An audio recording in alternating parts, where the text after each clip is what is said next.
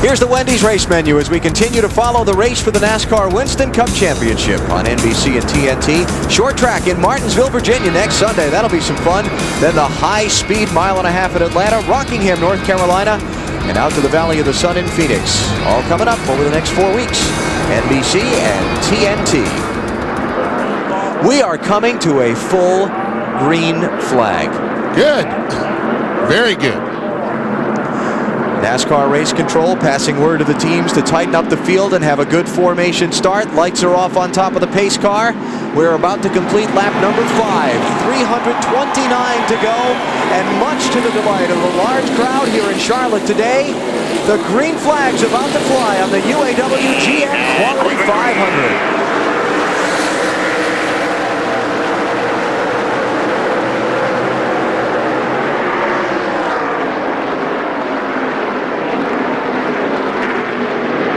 Mark Martin slipping back in the outside lane.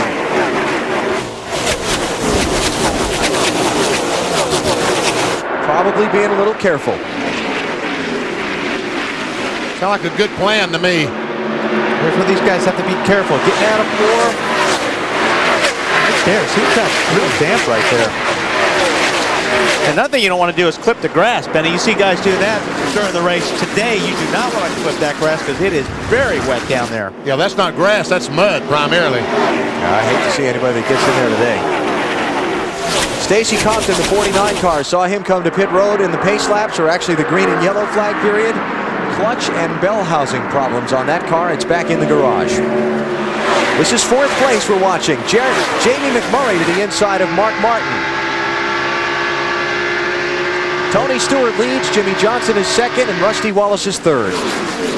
This is a great battle going on between Mark and Jamie McMurray. Well, looks like McMurray finally settles it. Here comes Kempton by Mark. Jeff Gordon's going to try it. Well, looks like he's going by as well.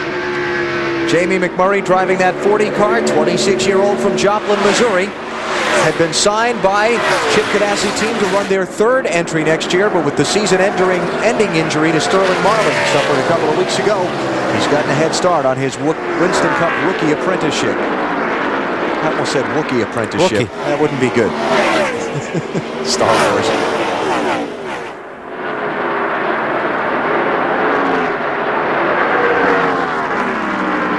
He's hanging right in there. 2nd ever Winston Cup start for McMurray. Dale Jarrett, the UPS car up on the outside. And here's a car that was very, very fast yesterday, the 32 car of Ricky Craven. Finished 3rd here in the spring race, the Coca-Cola 600 on Memorial Weekend. Craven moved into the 12th position after starting 16th. 3 wide in turn 1. Well, 2 wide. That was a 29 car, Kevin Harvick, that dove down and went by both these cars of Jeff Burton and Dale Jarrett. And that puts Harvick up to 13th, BP. Just behind him, Jeff Burton is inside of Dale Jarrett. That's Burton in the 99. Right now, it looks like the low groove is definitely better through 1 and 2. Up in 3 and 4, it's pretty even, but 1 and 2, it looks like there's a lot of cars that are a little bit loose up there once they get in the high line. Dale Jarrett kind of hung up in that outside lane, is getting freight trained. They're just all hooked together and running right underneath him.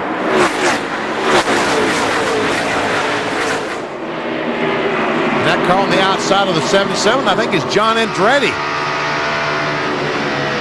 No, that would be Jeff Green. Jeff Green, the 30 car. Ooh, 3 wide. Look at this. Jarrett's in the middle. I don't want to be there. Now they're going 4 wide. As here comes Robbie Gordon in the 31 car. You know Robbie was going to put it 4 wide. Find a hole. Blaney slides up between Terry Labonte and Dale Jarrett. Those guys got boxed up coming off a 2, and Robbie had a good run and passed at least 2 cars there. Terry Labonte has a terrific run going today. Tell you what, Jarrett's lost a lot of spots. He started 12th. Last time across the stripe, he was in 21st, so he has really slipped on the start. And about to lose more positions.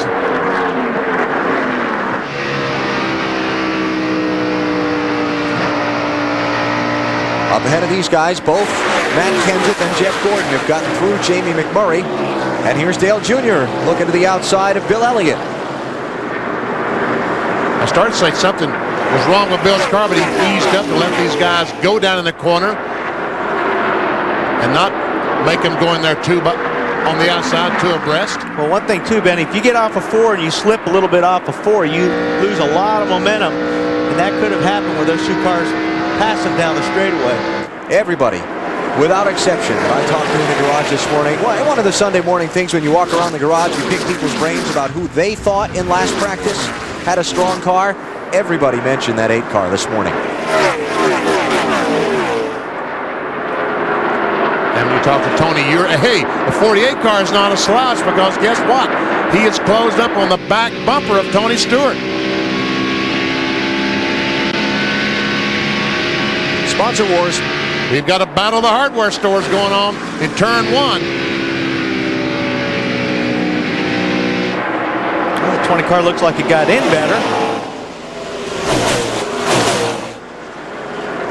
First and third place drivers in the NASCAR Winston Cup Championship. Running first and second in the early laps here.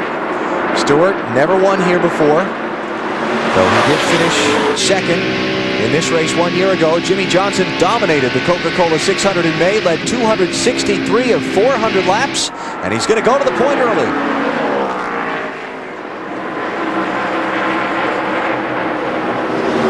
So Stewart gives way, and Johnson becomes the second different driver to lead the UAW GM Quality 500. You're watching NASCAR on NBC.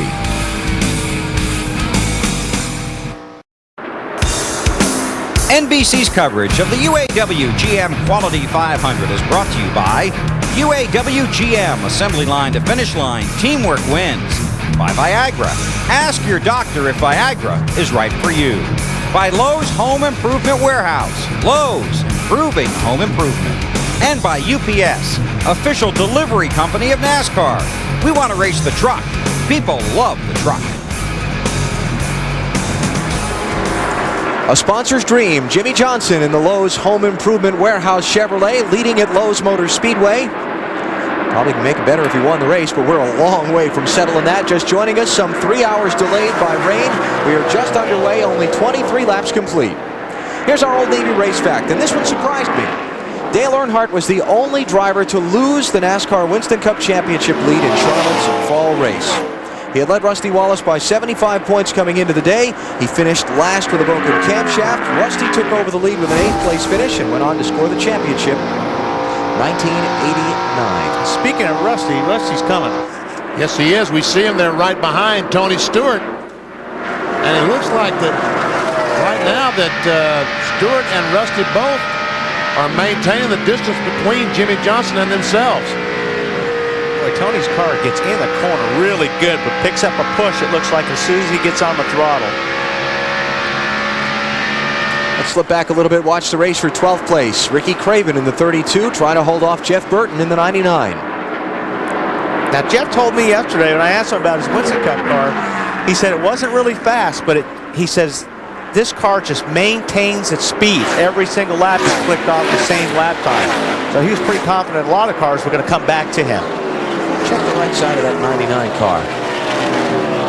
I think he nicked the wall just a couple laps earlier in the race. Let's check it out. Well, nicking the wall is not too bad. Comes off the corner, and yeah, he nicked it. That's not too bad, is it, Wallace? He can hit it harder than that. Oh, yeah. You did yesterday, 3 times. Let's look forward. Jamie McMurray in the 40 trying to hold off Kurt Busch. That is the 97 car. A different look to it this week.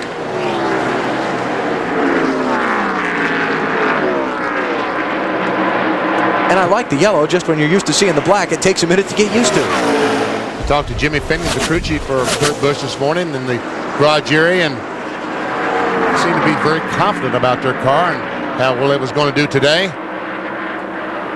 And that's the key right there, getting over those bumps. And boy, Kurt Busch's car looked really good, stayed on the bottom there, but it's so important to get your car to get over those bumps, especially after you wear the tires and you burn off the fuel. Rusty Wallace moves into second spot. Keeps Tony back to third.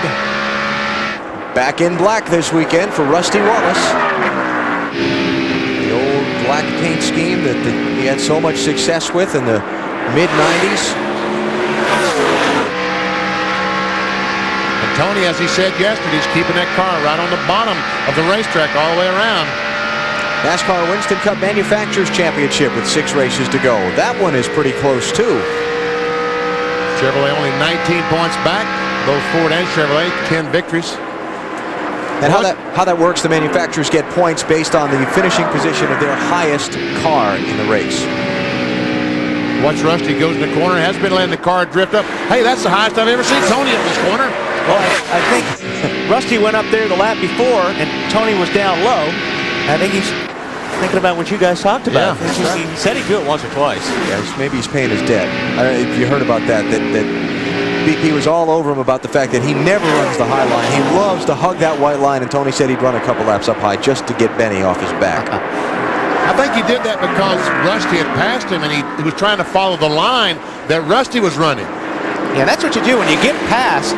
If a guy's running a different line, the first thing you do is go, well, I'm going to try to run where he runs, and then if you can, you stay there. But if not, you go right back down to where you think your car is going to be working the best. And Tony just likes to run the bottom, and usually if he gets a car to work on the bottom, he's pretty tough to beat. The drivers work with the spotters, with the crew chief. They give them the lap time, and they can move around on the racetrack. And when they give them the lap time, they say, okay, that was better, so now I need to try that again. To me, it just looks like Tony's car is a little bit tight right now, which means it's not turning. It's not turning from the middle off. It'll be interesting to see when these guys get to the first pit stop. We've talked about how sensitive this track and the car's handling is to the temperature. How many adjustments we see made on that first set of pit stops, especially if they come under caution. I would imagine every car will make some type of adjustment. But they can make adjustments by just simply changing the air pressure in the tire. So if they do that, that's the simplest thing they can do. And takes less time during a green flag pit stop if that's what it comes to. One of the things NASCAR is always telling the drivers in their driver's briefing 2 hours before the green flag in each race is use your hand signals. Yeah, you see Tony stick his hand out, telling Rusty, go ahead, get down on the low side, I'm going to give it to you. And this early in the race, probably the smart thing to do. And also leading the NASCAR Winston Cup point standings is the smart thing to do. Jimmy Johnson is leading this race. He's opened up an advantage on Rusty Wallace at 2.1 seconds, 33 laps about to be completed.